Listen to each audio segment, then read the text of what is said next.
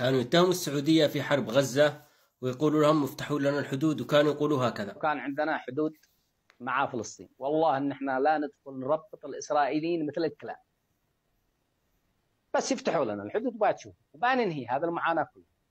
يفتحوا لنا الحدود، تفتح لنا السعودية، تفتح لنا الأردن. برغم انه كان في عندهم سوريا ولبنان ونصر الله عدو كان عايش، كانوا يقدروا يروحوا يشاركوا بالحرب هذيك الايام، بس كانوا يتهموا السعودية والاردن ويطلعوهم انهم عملاء لاسرائيل. وبعدين الان لما سافروا وكل واحد استلم 5000 دولار من رواتب الشعب اليمني ووصلوا للبنان ووصلوا للحدود لفلسطين، شوفوا ايش سووا.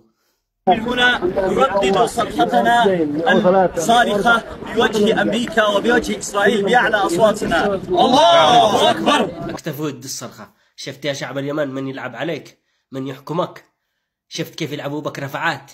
شفت كيف استغلوك سنة يغسلوا جرائمهم اللي سووها في اليمن 10 سنين؟ أكثر من 350 ألف شهيد راحوا بسببهم، وغسلوا جرائمهم هذه كلها بإيش؟ بموضوع غزة.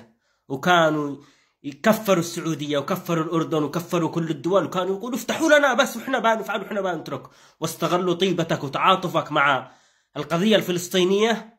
وشوف إيش النهاية. شفت ما أرخصهم؟ شفت إنهم مجرد عبيد؟ شفت اللي حاصل في لبنان كيف يخضعوا، كيف جالسين يعبدوا نصر الله وعيال نصر الله وبنات نصر الله؟ شفت من يحكمك؟ ما تستحيش. أقسم بالله إن أنا دمي هكذا يفور اليوم من هذا اللي يحصل، وأنا معارض لهم من سنين. أما أنت اللي تدعمهم، ما أثرش فيك هذا كله من أفلام ومن خزعبلات؟ أيامهم جاية لا مفر، لكن أنت اللي بيكون أسود وجهك. ليش؟ لأنك ضحيت بعمرك وضحيت برواتبك وضحيت بقوت عيالك وجالس تجري وراء أفلامهم. لكن في النهاية ما بيحق إلا الحق، وهم رايحين إلى زوال طال الزمن أو قصر، وأنت اللي بتضل تبكي على كل موقف وقفت فيه معهم. تحياتي.